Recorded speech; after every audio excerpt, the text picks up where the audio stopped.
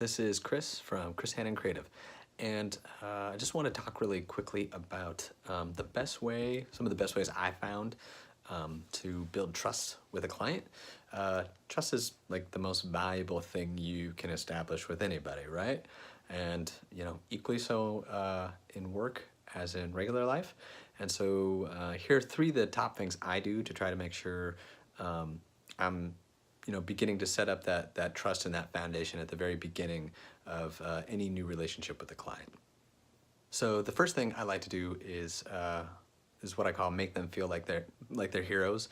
And so when I start establishing a relationship with a client, I want to talk to them about how the work I'm going to do for them isn't just to do great work, but I want to make them look like heroes, not not necessarily just to whoever their end client is, maybe a product, but also heroes inside their organization if they're part of a bigger company.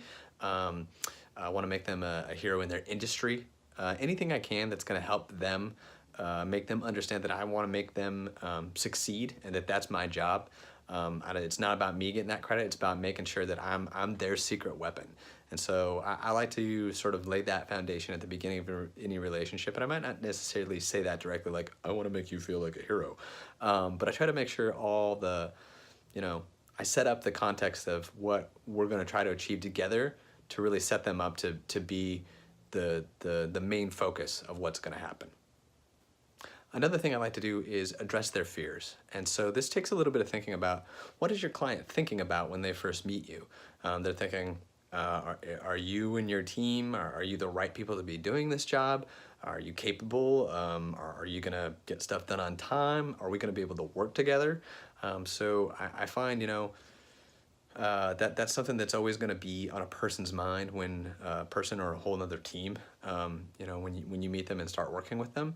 So anything that you can do to kind of try to keep that at the forefront of how you're managing that relationship, and kind of think about, like, if I was in their shoes, what would my concerns be? So it's basically empathy, but trying to make sure that you're thinking about what their thoughts and concerns are and addressing those things as you go throughout the process. So speak to how you're going to help, speak to how you're going to address their fears, and have conversations and questions that try to make sure that you are onto the right thing. Like, are you trying to address the right thing? So you want to make sure you're helping them feel better emotionally, not just tactically.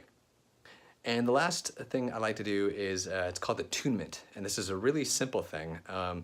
It's basically when somebody asks you to do something, like you're working with a client and they might be describing what they want, and that's going to come in a variety of different ways, either through a project brief or a creative brief, and just conversations that you're going to have with them. One of the simplest things you can do is simply just state it back to them per ask, because within an ask of an entire project, or at the beginning of a project trying to describe it, there's a lot of information that they're trying to give you. And so there's this weird little habit, it's just people overlook it, and you go, I understand. You think you understand, and you probably do, but what you do is you say, so when you're saying this is what I hear, is that right? Is that the right thing I'm hearing? And it's like the simplest trick in the world.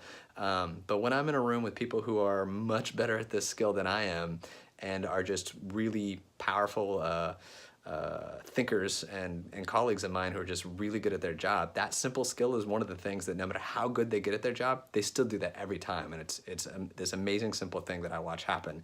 And it will, you'll either be right, or it will change the conversation for you to go, oh, okay, maybe I heard that wrong. So those are my top 3 tips. Make them feel like heroes. Let me read my list. Address their fears, and then say back to them what you thought you heard.